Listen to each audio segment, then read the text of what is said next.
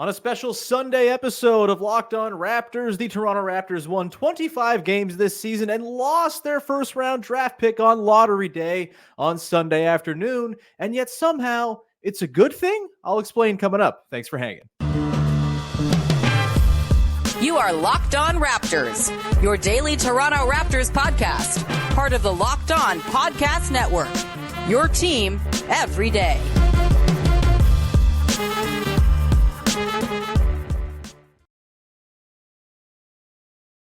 Hey, what's going on? And welcome to another episode of Locked On Raptors, part of the Locked On Podcast Network, your team every day. It is Sunday, May the 12th. Happy Mother's Day out there to everyone celebrating. And I'm your host, Sean Woodley. I've been covering the Toronto Raptors now for 10 seasons on various platforms. You can find all my work over on the Hell website. That's busted at Woodley Sean. You can find the show on Instagram at Locked On Raptors. And of course, you can join us in the Locked On Raptors Discord server. And if you weren't there today, during the draft lottery, you were missing out. You should have come hung out. I was talking in the voice chat. There was all sorts of mayhem going on in the text chats as well. Great place to be during the lottery and in the lead up to the draft. Come hang out again. Link in the description of the podcast. It's free to join as always. We'll see you there in our growing Locked On Raptors listener community. Of course, you can find the show for free wherever you get your podcasts. Follow, subscribe, rate, review, tell a friend. Always appreciated when you support the show on the audio side of things, however it is you choose to do so. And you can find us on YouTube. You can go to the YouTube channel, Locked On Raptors, subscribe and hit the notification bell and get a heads up every single time the show is about to premiere or go live, so you never miss a second of that sweet, sweet Locked On Raptors action. Thanks for being a part of it.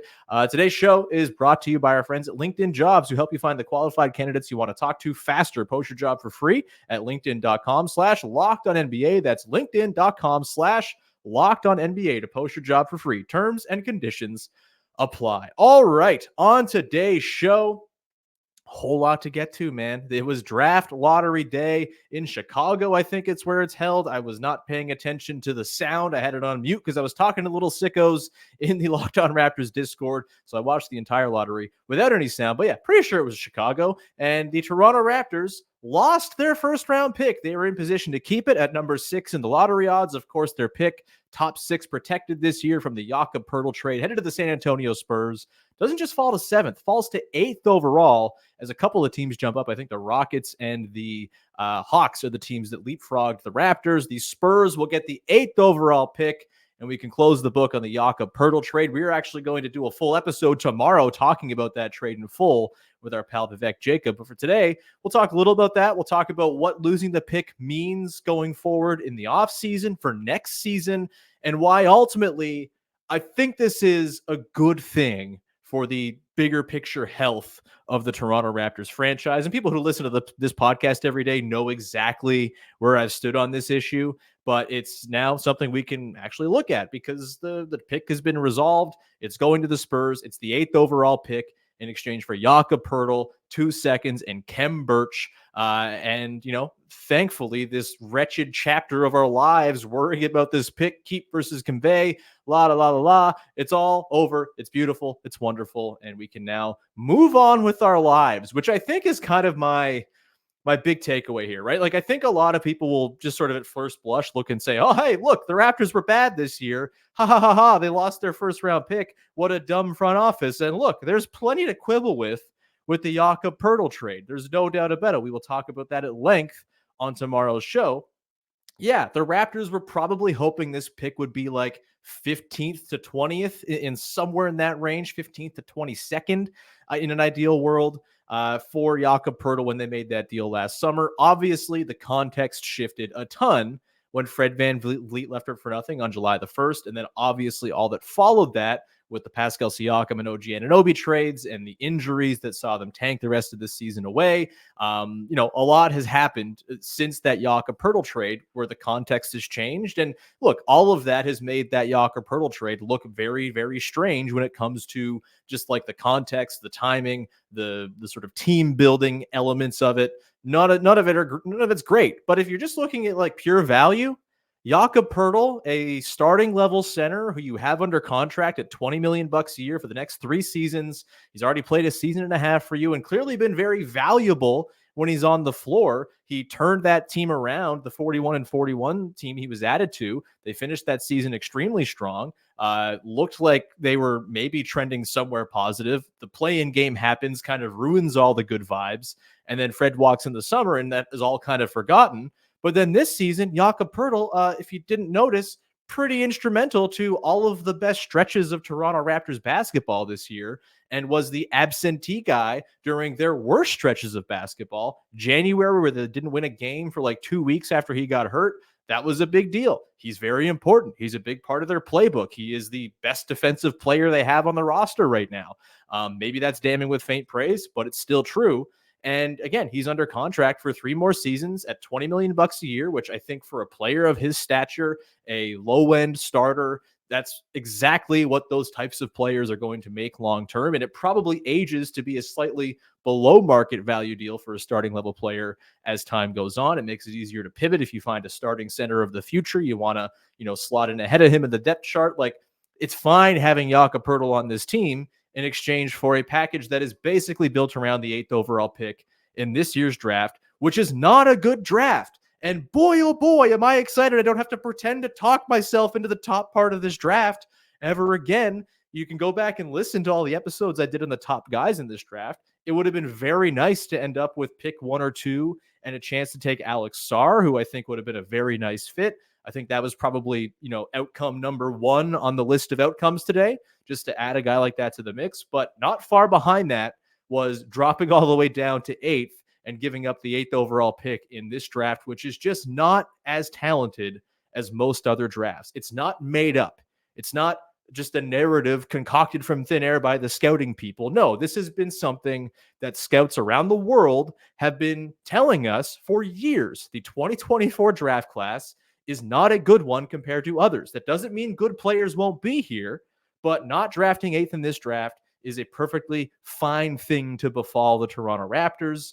Again, you'd prefer if it was the 15th or 20th pick going to the Spurs this season, but considering the circumstances, sending over the 8th pick, losing the pick this year, retaining the pick next season, and having this totally wiped away, and you're able to clean the slate, turn the page officially, not have the Jakob Poeltl thing hanging over your head. You don't have to sit here worrying about this unpaid bill. There's nothing worse than an unpaid bill that is just kind of sitting out there. The collection agency's calling you. You're getting the emails from the phone company. There's nothing worse than having that outstanding debt. That's gone now. You don't have to worry about that. And that is, I think, the biggest reason why Raptors fans should feel pretty good about this. The initial shock, I get it. Losing a top 6 pick in, or what could have been a top 6 pick in a draft where, you had a 25-win season. You want to get some sort of quick reward for that. I get it. But I think the benefits far outweigh the negatives of not getting this pick. And again, if this were any other draft, if this were last year's draft, if this were this year's draft, I would feel differently. But the context is different this season. It is not as good of a draft class. Yes, it's totally possible the Spurs take someone at 8 who 5 years from now, people say, damn, like what a wasted opportunity for the Raptors. They burned that pick for Jakob Poeltl, and, this player went and had a great career. Totally an outcome that's on the table. But I would bet that the Toronto Raptors are going to get more out of Jakob Poeltl over the next 3 years, and whatever they got from him last season as well, than whatever the Spurs are going to get from this rookie at 8th overall over the course of the life of their next deals. And long term, we can litigate for this for the next 20 years if we want to. But ultimately, value wise, it's not perfect, but it's fine. It's perfectly. You can move on from it and feel pretty good about all the other sort of tertiary benefits that come from moving this pick to the Spurs this season, as opposed to waiting and deferring it for another year, potentially too. Obviously, having picks 19 and 31 in this draft, that also is going to soften the blow. And frankly, I like that range of the draft more this year. I think there are more players in that range who fit the bill of what the Raptors are going to be looking for positionally to fill long-term holes in their depth chart. Those players are going to cost less money than a player taken in the lottery as well, which, is something you have to consider in the modern NBA when it comes to team building. Those guys are going to have lower cap hits. You're going to have 1 first-round cap hold on your books. Second-round picks, it's a way different story, obviously. Sucks for second-round picks. They usually get squeezed in their first few years in the league. But, 31 is a pretty valuable pick to have because you're basically taking a first round level talent, but you have that second round money sort of nonsense that goes on with it, where it's just not as sort of committed as far as the money going forward. It's not as substantial, the money going forward. There are lots of benefits here, and having those 2 picks to add to the mix this season certainly helps soften the blow of losing the pick this year. So again, I think this is as good an outcome as anyone could hope for today in terms of the big picture. Again, sucks to lose a high-end pick in the moment. I get it. It stings. I don't think it's going to sting 2, 3, 4 years from now, or even a year from now, when the Raptors get to go and draft in what is supposed to be an absolutely stacked class wherever they end up picking. We'll get into that coming up later in the show in the final segment about what this means going into next season. But first, I want to take a second to talk about what this means for the summer. This does have tangible effects on what the Raptors can do this summer, and I think it opens up a lot more flexibility. We'll get into why that is coming up in just 1 second. Today's show is brought to you by our friends over at LinkedIn Jobs. You got to go check them out, because LinkedIn is the place where you should be hiring. If you run a small business, they are going to find you the quality professionals that you want, that are right for the roles that you have available. That's why you got to check out LinkedIn Jobs. They have the tools to help you find the right professionals for your team faster and for free. LinkedIn is not just another job board. LinkedIn has a vast network of more than 1 billion professionals with a B, which makes it the best place to hire. It gives you access to professionals you can't find anywhere else. LinkedIn does all of that while making the process easy and intuitive. Hiring is easy when you have that many quality candidates. So easy, in fact, that 86% of small businesses get a qualified candidate within 24 hours of posting a job at LinkedIn. Go do it right now. LinkedIn knows that small businesses are wearing a lot of hats. I've been a hiring manager before. It takes a lot of time. It leaves you with not really a whole lot of other time to do the things you got to do day to day. So find someone who can do that for you. LinkedIn has been doing that for 2.5 million small businesses. You should have them doing it for you as well. Post your job for free at linkedin.com/lockedonnba. That's linkedin.com/lockedonnba to post your job for free. Terms and conditions apply.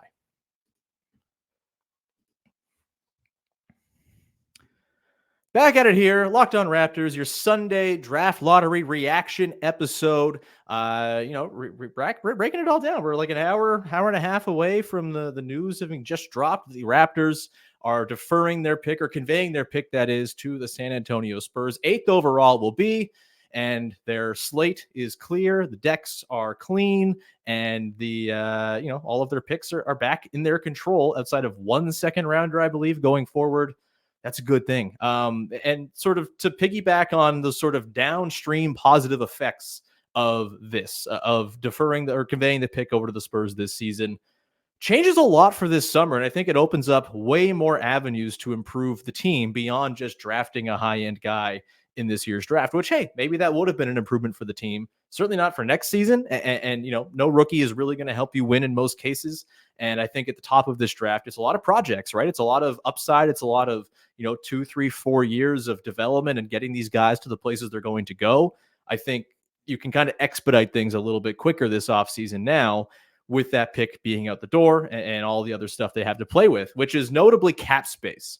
The cap space plan, the sort of extra salary cap flexibility, the vaunted extra flexibility the Raptors, achieved with the Pascal Siakam trade, which, again, we could talk about bad trades all you want. I'm happy to say that trade stunk still. The Poeltl trade, not good on a lot of reasons, but also fine in some ways.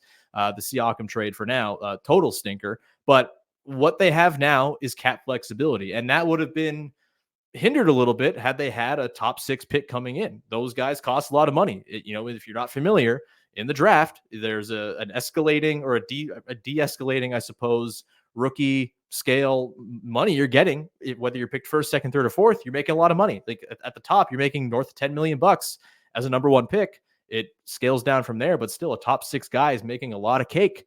And that would have cut into the cap flexibility for the Raptors. Right now, the Raptors can get up to about $28 million. Depends on who you look at. Daniel Hackett is kind of my go-to trusted source for Raptors cap stuff. He's had the Raptors at around $28 million in cap space if they, wait to sign quickly to his extension until after they do all their offseason dealing. They just have his cap hold on the books. They decline Bruce Brown's option, and Gary Trent Jr. walks in for agency. They do all that. they can get up to about 28 million bucks. It would have been much lower than that had they jumped up in the draft or stayed at number 6, anywhere between 10, 11, or, down to like 6 million bucks less to play with if they had that rookie scale guy coming in. So that is now an avenue for them to seriously pursue. Personally, I'd like to see them try to split that up between a couple of decent players. I think this team is crying out for decent players who can play competent minutes and fill time for you and tie together lineups between the star players the Raptors think they already have in store. We know Scotty Barnes is a star. I'm pretty high on Emmanuel Quickly. Listeners of this show know that. RJ Barrett, I don't think quite gets to star level, but he's darn good right now. If he's anything close to the player he was with the Raptors after the trade. And so I think adding just players who can tie it all together, offer some insulation, offer some injury insurance, which obviously this team sorely didn't have this season. They lost Jakob Poeltl and their entire season was lost 2 different times. That's tough to stomach. Like, you got to have more depth. They now have the money to go and play around with that by not having this high pick this year, and they can, do what they want, right? I'm not, super sold on them having to use that cap space. I think there's a totally viable avenue here where they keep Bruce Brown and Gary Trent Jr., use the mid-level exception, being over the cap team, and instead use all their picks, which they now have access to add, to this core going forward. Doesn't have to be this summer. It can be down the line. But this is their cap space summer. If they want to go make a splash, they can. If they want to go sign someone for 25 million bucks a year, they can, now that they don't have this pick coming in. If you want to go throw some money at Malik Monk, which is maybe not my preferred option this offseason, but it's certainly something they can do now. Like, that's a way to do it. That's an adding of talent to the team. And frankly, Malik Monk probably more talented than anyone you were going to take in the top 6 in this draft anyway. And so I'm pretty curious to see exactly how they play this summer. But the main sort of underlined point here is they've got more flexibility to work with because they don't have a high-end lottery level rookie salary hit coming onto their books. Again, the other thing too is they get to play the opportunism game again. All of their picks are now available for them to trade once again. And that's not to say that I think they should go out and burn them all first chance they get to go make some kind of addition, but it means they can be in the conversation if the right guy comes up. And that is what this franchise is kind of all about. This is the Toronto Raptors. They don't go and sign marquee free agents. They are a team that has been opportunistic, that has been, eager to throw themselves into conversations for trades and all of that for years now. And I think that is going to be the sort of main avenue for talent accrual for this team going forward, and having all your picks available in the event someone who really fits your team and your build and your timeline so you can get in on the action there. That's huge. Yes, there are other teams that have bigger hordes of picks, but a lot of those teams, the Thunder, for example, that's a team I think might just play this thing slow. I think everyone's like, why have picks to trade if the Thunder exists? Well, the Thunder aren't going to trade for everyone. Like, it's not going to make sense for them to trade for every guy. They're the Thunder. They have a lot of considerations when they trade for players, contractual and otherwise. The Raptors do too. But, just because other teams have hordes of stuff doesn't mean that you can't get into conversations for guys, because situations vary and not every team is going to be the right fit for every potential star who shakes loose. The Utah Jazz have a lot of stuff to work with. They might also be a couple years away from really kind of going into high gear mode. I know there's all sorts of reports about them making moves this summer. We'll see. I will sort of bet on Danny Ainge throwing a lot of picks to get sort of a middling star type like a Brandon Ingram when I see it. But for now, look, having the ability to just be in conversations is a good place to be. This is flexibility too. Having all your picks available is flexibility. If they still load this pick to the Spurs next season, you'd be sitting there, wow, Mikal Bridges came available and he was going to cost like 3 picks and 2 swaps, and we couldn't get in there because we didn't have that stuff to trade. Like, that's opportunity cost. You lose the chance to be in on those conversations this summer in what figures to be kind of a chaotic summer player movement wise. This is a summer where you want to have stuff to trade in the event the right move comes along. I don't think this team is your classic rebuilding team. I think they're the kind of team that can look at themselves and earnestly say, hey, it was a bad year this past season. Things didn't go great, but Scotty Barnes looks like a star in the making. Emmanuel Quickly's 24 and looks damn good and looks like a guy we can have under contract for many years to come. RJ Barrett's 23. Grady Dick, really promising rookie season that started off poorly, ended great. for a 19-year-old who has a lot of growth left to do, we might be in the situation with a couple of, solid vets we have around and Poeltl, Olynyk. We'll see what happens with Trent and Bruce Brown, but they could very well talk themselves into making the kind of trade that, say, I don't know, like the Cavs made, where it was like, okay, like we got a guy who's ready. Let's go and trade for someone who's even better or someone who fits the timeline like they did with Donovan Mitchell. Now, could that end up backfiring on them? Sure. Every trade has downside possibility, but they do feel like the type of team that is not in this early stage of a rebuild. They're not the Wizards. They have actual talent in the door. And if they want to go add via trade, they now have the opportunity to go and do that because their picks are not encumbered because of the Stepien rule going forward. Again, if you were sitting next season and you still had the pick out there dangling for the Spurs, probably for next year, then your picks in 2026 and 2028 are all tied up in so far and so forth beyond that. Like it becomes really hard to have any sort of flexibility trade wise if all your picks are tied up, and just having one pick out the door can tie, with these sort of weird protections tied to it, can encumber you for a long time. And that is no longer a concern.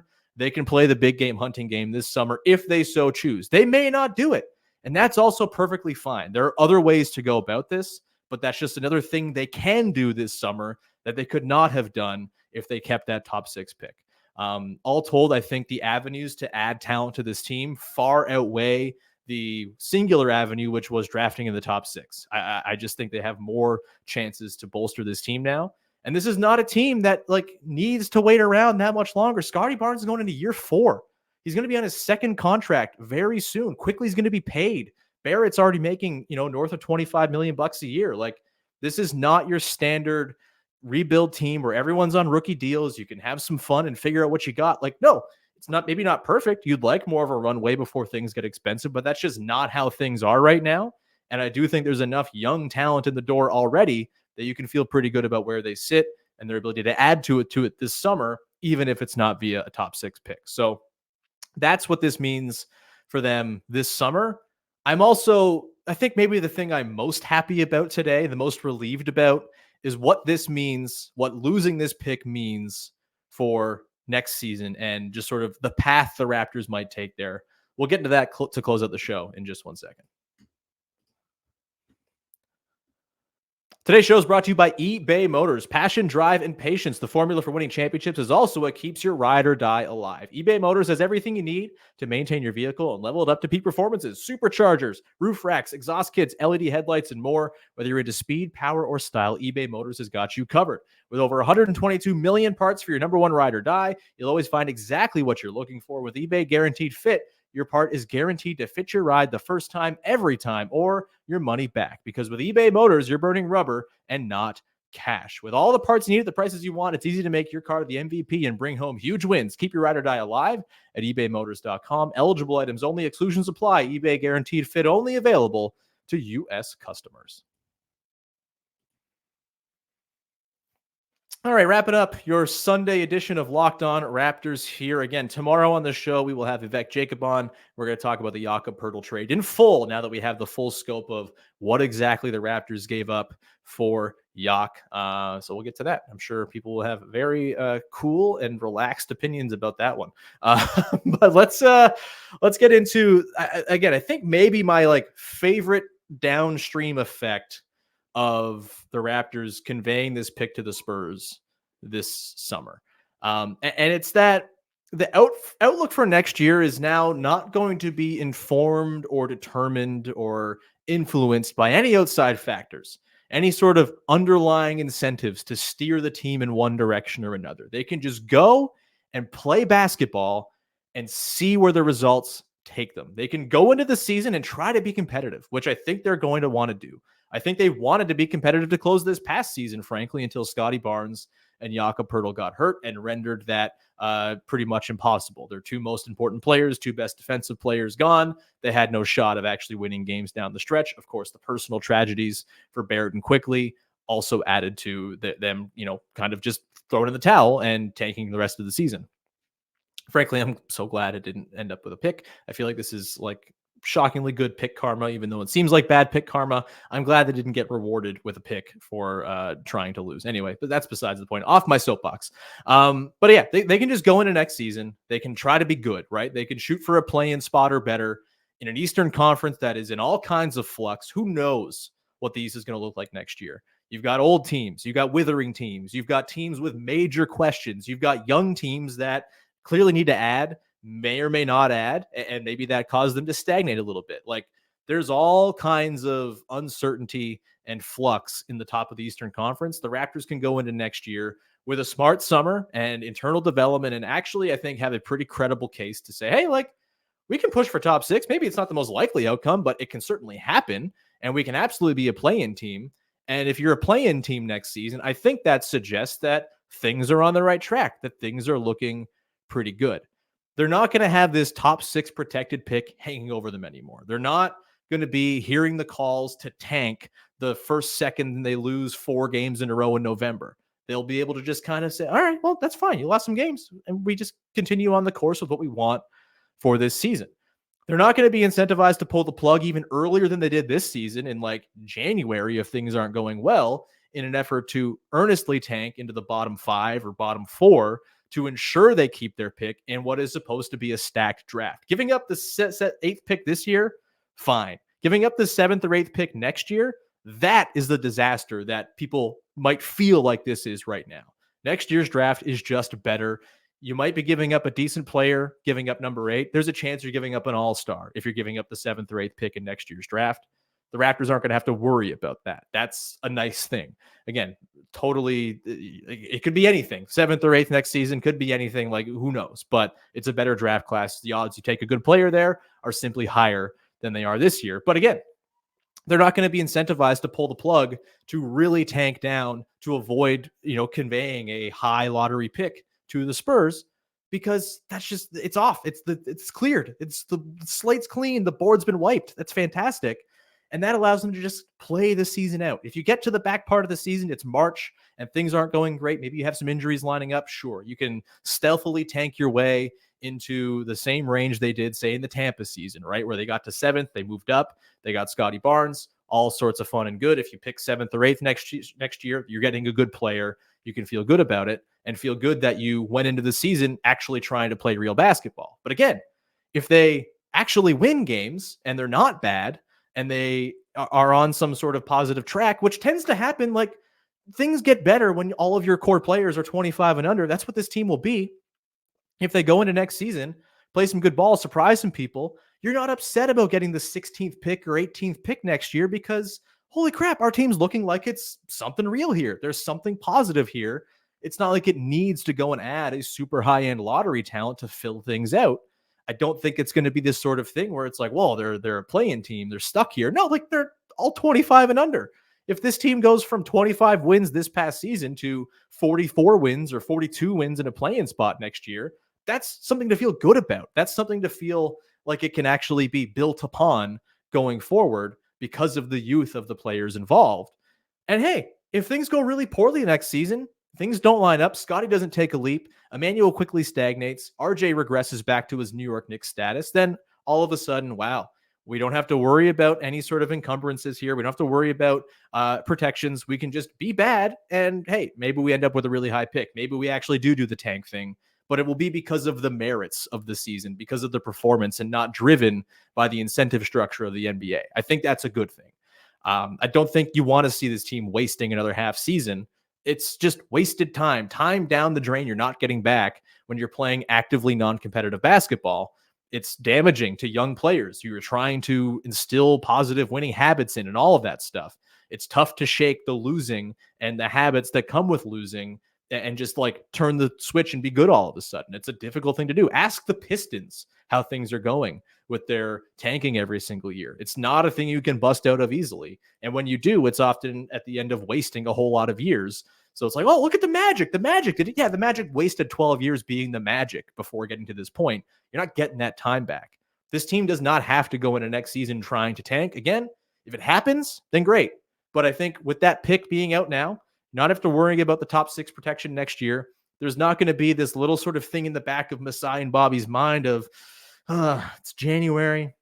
We're 10 games under 500. It's not going super well here.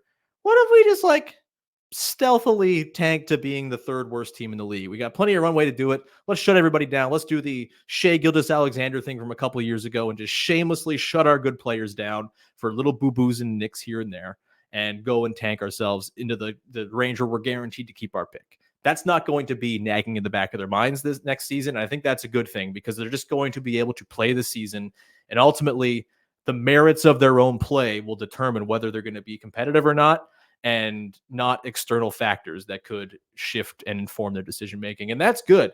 Ultimately, man, it's over.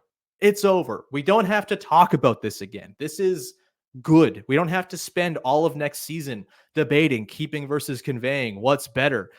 We just get to go into the season like clean slate, no outstanding debts. Just go and watch them play ball and see if they can be a competitive, good team, which is on the table. Again, this is not your classic rebuilding team bereft of talent. They have Scotty Barnes, who has all the makings of a very, very high-end talent in the NBA. You have Emmanuel Quickley, RJ Barrett, Grady Dick, nice supporting players in Jakob Poeltl and Kelly Olynyk. The 19th pick coming in, the 31st pick coming in, maybe one or both of them becomes a rotation guy next season. There's a lot to like here now. And I think the overall health of the franchise is in a way better place with this pick being out the door and this uncertainty not hanging. Man, goodbye uncertainty. Like uncertainty with contracts, uncertainty with draft picks, all of it that dogged this season, made this season miserable, not going to be on the table next season. All these guys are going to be under contract for a long time. You get to start the runway of building together, and there's not this pick hanging out there causing uncertainty for the front office and their decision making. It's a good thing, all told. You can quibble with the value of the Jakob Poeltl trade, and there's a totally fair argument to be made that they never should have made that trade to begin with. We wouldn't be talking about this today. But ultimately, he's a good player. He's a starting level center. He's a nice player to have on your team.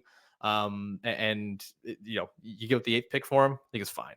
It's completely fine. Not perfect. Not exactly how you would have drawn it up, but where they sit now, it does feel like the page can be turned finally on the Pascal, Fred, OG era. You just get to move forward. It's the Scotty era. It's the BBQ era. And it's all kind of laying in front of you with none of this sort of ghosts of the past still lurking around and haunting you. I think that is a pretty damn good thing. We'll come back on tomorrow's show. And look, I said it's over. We're never talking about it again. Well, come back tomorrow as we talk about the Jakob Poeltl trade more and finally put a bow on it with Vivek Jacob. Lots of good stuff coming up this week as well. We're going to talk some more WNBA with Chelsea Light. Very excited for that. We'll probably talk a little bit about some draft guys now that 19th is for sure a place where the Raptors are picking. I can refocus my energy after spending 2 weeks talking about top 6 guys on the podcast. Can refocus my efforts towards the 19th guy and 31st, obviously, as well, which, probably is going to come from the same pool of guys, considering how this draft class seems to be lining up. Looking forward to all of that over the next month or so as we get towards the draft. Plenty to come on Jameer Watkins and Johnny Furphy and Jalen Tyson and other guys who might be there for the Raptors at number 19, on top of all the guys we've already talked about, who we will revisit, I'm sure. But until then, thank you so much for hanging out. We will talk to you again on Monday with an episode about the Jakob Poeltl trade in full, looking back on it, what was good, what was bad, with our pal Big Fee. Until then, appreciate you. Support the show by following, subscribing, rating, reviewing on your audio app of choice. We're on the YouTube as well. On the YouTube, sound like I'm 95 years old, but please go to the YouTube and press the buttons and all of that. Makes me feel good, strokes my ego, et cetera, and makes us more visible to new people. Also, join the Discord. Link in the description. Come hang out. Free to join as always. And we will talk to you again on Monday with another episode of Locked On Raptors. Thanks for hanging. Bye-bye. There's my ball. I think that hit the ceiling.